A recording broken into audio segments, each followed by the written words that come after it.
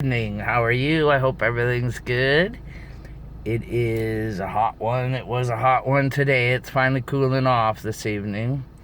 A little bit anyways. The humidity's still there, but hey, it's not bad. So it's my life part 2. Things are good today. I hope things are good with you. I found out that 1959 was when my parents became Jehovah's Witnesses. So I was raised a Jehovah's Witness. I just don't have all the recollections, but I did find out. I asked Donald. Anyways, what it is being a Jehovah's Witness, raised as a Jehovah's Witness, you don't have birthdays, you don't have Christmas, you don't celebrate things normally. I do remember as a child always celebrating Mother's Day, but not Father's Day. Wonder why? Maybe because we didn't love our father, or was it just the way it went? I don't know. I have no recollection of Father's Day. So, and I was watching another video where a guy was talking about being raised Jehovah's Witness, and there was no birthdays, there's no Christmas, and he said, though, you could celebrate anniversaries. I've never seen an anniversary celebrated in my family. Even my father never celebrated every year that he was happy to be married. I don't know what the hell is that all about, excuse the expression, but, and that was strange too, yeah, I'd say. And there's baby showers are allowed, just not Easter, nothing to do with anything that's celebrated outside of, so that it's a part of the other world, right? So you were separate from the world. That was probably a control thing, so that you wouldn't be part of the world and they can control you better, you know. But anyways, yeah, there was no such thing as presents very often. There was one time I remember him coming home with some presents, but I think that had to do with him working at Ford and they were giving it away. So that was the only thing that was spent on us in that respect. I do remember that. But I don't remember anything as a child being a Jehovah's Witness. No. Just later on in life.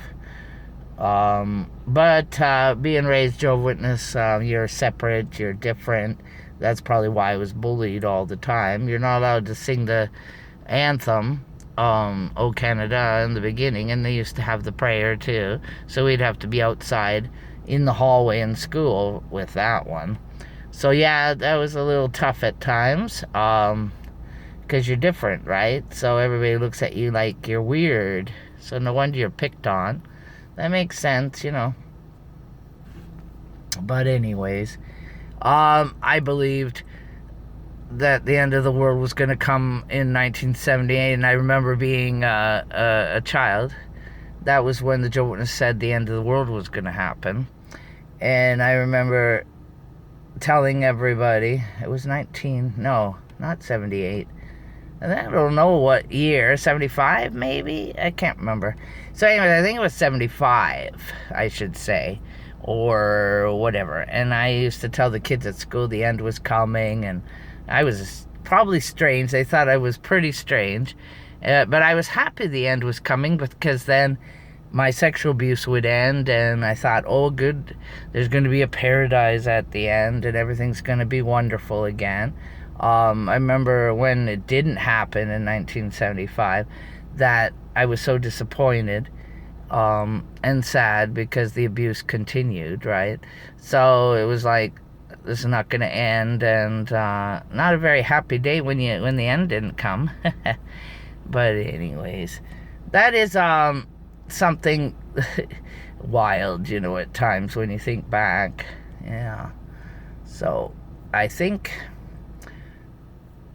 that is the way it is, right? So I remember stories about my mom saying when she was Catholic and she was over at her sister's house, that was my Aunt Simone, and she laughed at my mom, and they all laughed because she was Catholic, right? And my father was the type that drilled it into her, basically. So I think it was more she conformed to his saying because he controlled everything. So my father made her a Jehovah's Witness in so many ways, and she just had enough and said, I believe in Jehovah's Witnesses instead of being a Catholic, And because it took a while for Mom, I think. He was first, I think. So anyways, isn't that wild? So anyways, what a kind of thing my mom had to go through, turning into a Jehovah's Witness. But now she was dedicated to the Jehovah's Witnesses till her death now, when she did conform. And that's the way it goes, right? So what do you do, right? So I guess I'll leave it out so I don't want to have to be too long in the video, and this is a little longer than the last one, but that's okay. I hope you have a great night, and don't get too hot this week because it's pretty hot, and everybody is fine because I'm fine, and God bless. Take care. Bye.